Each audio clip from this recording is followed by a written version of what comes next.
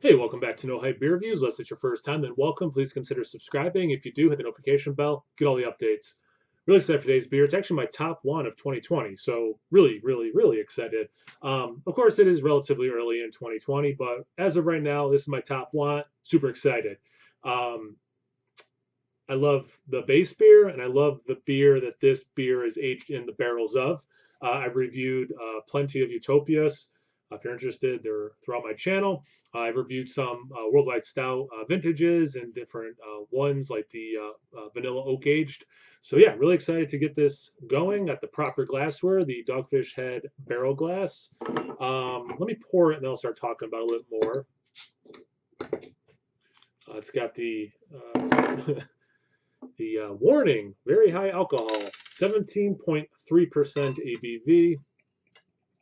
Worldwide Stout is typically somewhere in the 15 to 18% ABV range. So this one's a little lower. Oh, it's like sticking. Um, it's a little lower than I was thinking it would be. When you tell me the regular is 15 to 18%, and then you age it in Utopias barrels, which is a relatively high beer. I figured it'd be closer to the 18-20 range. So the fact that 17.3, I'm okay with that, but I was surprised by that. Cool can art or label art, I should say.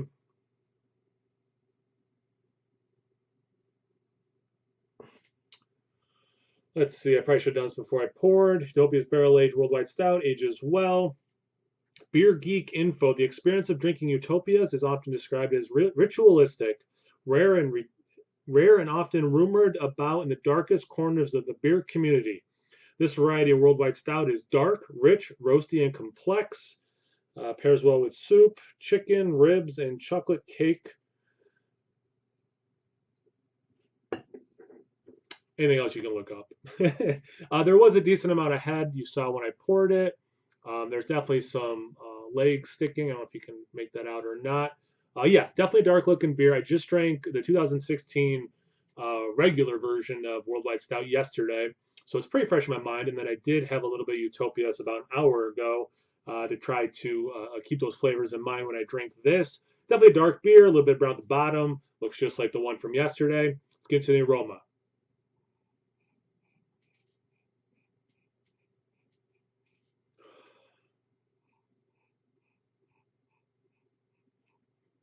So yeah, I didn't do a super recent vintage of the regular yesterday. The most recent one I had was 2016. That's why I did it. Plus, I had two of them. Whereas I only had one of the other vintages. So anyway, it has that same umami. You can see how some people use the term soy sauce for some of these like big stouts. It has that, and it's cut with port, like port wine. I'm going to assume it's from the Sam Adams Utopias because I think that has a decent amount of port character to it. There's definitely a dark chocolate, a little bit of sweetness that makes you maybe think a little bit of milk chocolate, but it's definitely more dark chocolate. But yeah, it's roasty. It's approaching coffee. I swear there's a little bit of vanilla in the aroma as well. It it smells big. It smells. I don't want to say it smells boozy, but like I mean, you can tell it doesn't smell like alcohol. It does smell boozy. I think that's fair to say. It doesn't smell like alcohol straight though.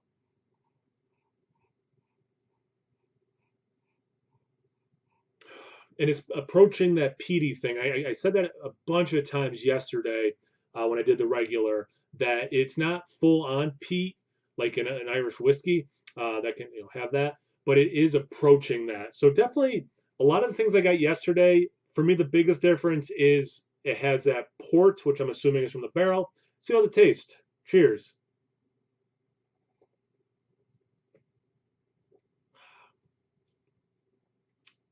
That's good. You know what?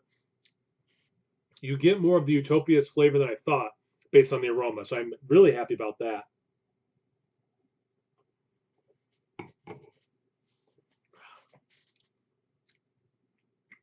It says to serve it at 55 degrees. I think that's one of the things I skipped over. Yeah, I'm serving it at 60, so it's relatively close. But you know what? if you get a bottle, I would chill it a little bit because you're gonna sip on this for a while, right? So why start this close to room temperature like I'm doing? So that's gonna be a mistake. I'm just gonna tell everyone if you do get a bottle, chill it. I'm not saying you have to put it in the regular refrigerator and drink it right out at that temperature, but I would chill it more than kind of see how it develops as you keep sipping on it as it warms up. Here's why I'm saying that, or part of the reason why I'm saying that. I am getting some of the alcohol. So one of the reasons I like aging the base beer is flavors start melding, the alcohol taste will subside. You're getting a little bit of alcohol, not surprising, but you are, worth noting. Definitely the warmth in the chest. The taste, you get that chocolate, you get that roast, you're getting a little bit of that umami thing. So it definitely has some of those flavors I was expecting from the base. I'm definitely then hit with the Utopias stuff. The port comes through. I don't want to say like generic spirits. I'm not of that world as much as beer, so I don't have all of the the word bank of like, oh, it's this, it's this, it's this. Um, I will say this: the flavors are working well together. It's not off-putting that it's the base with these new flavors added. They do work well together. Let me do another swig and keep going with the descriptors of the description of this beer.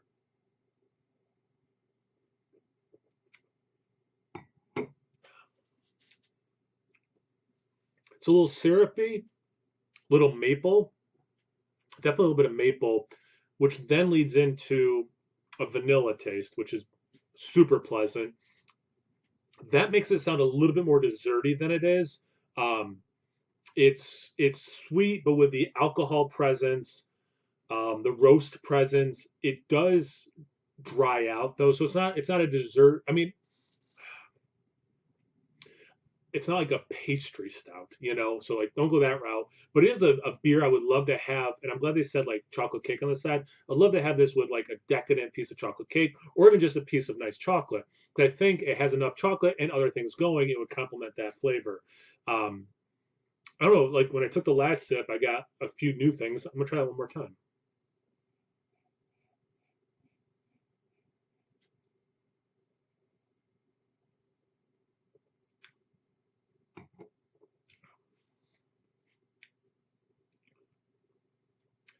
When I said generic spirit, I kind of went on a diatribe about how I don't have a good word bank for that.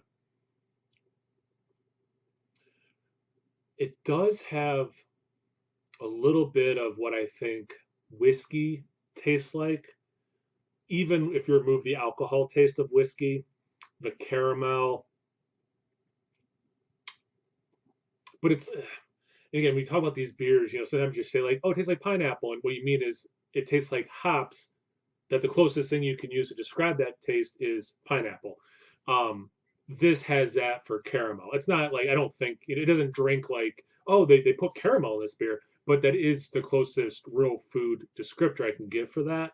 Um, it's definitely pleasant in there, nice.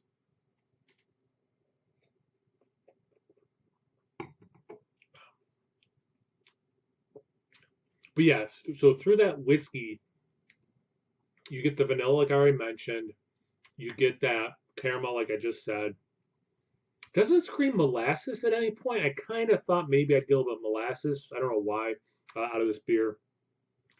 And that's why I took such a long sniff before or just now. Um, it smells closer to that peaty thing than the taste. Um, I don't. I'm getting close to the 10-minute mark. I don't want the computer freezing and screw my video. Um, That's why I kind of keep going back. I'm drinking this faster than I should be. Oh, geez. But it's good. It's really good. It's I'm liking this. I remember liking the oak, the vanilla one. Um, what I'm remembering of that, and actually, when I'm done recording, I'm gonna rewatch my review of that. What I'm remembering of that, I like this more. I will say that I didn't get a chance to try the bourbon one, so I have no basis for comparison for that.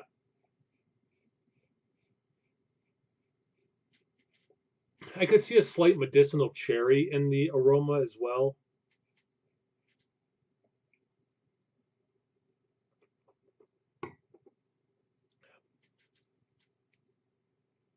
Oh, you know what? Here's one more last thing I'll add, and then I'll be done. It does have a little bit of just actual barrel taste, like oak. Like it definitely has some of that, which I think going back to there are moments of sweetness, but it's not an overly sweet beer. I do think oak can dry out a beer. I'm not surprised that the experience is relatively dry with the addition of that oak taste. Yeah, it's super complex. There's a lot going on.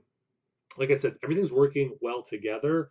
I think this is one of those beers, like I said about the base yesterday, that as it ages is just going to keep melding. These flavors are already working together, are just going to become more harmonious. They're just going to keep melding together and working better and better together. Yeah, great beer. I need to stop drinking it right now and start slowly finishing this because it will mess me up. Thank you guys for watching. I really appreciate it. Check me out Instagram and on Taps. Don't hate beer reviews about those places. So always please like, comment, subscribe, and most importantly, imbibe. Cheers, everyone.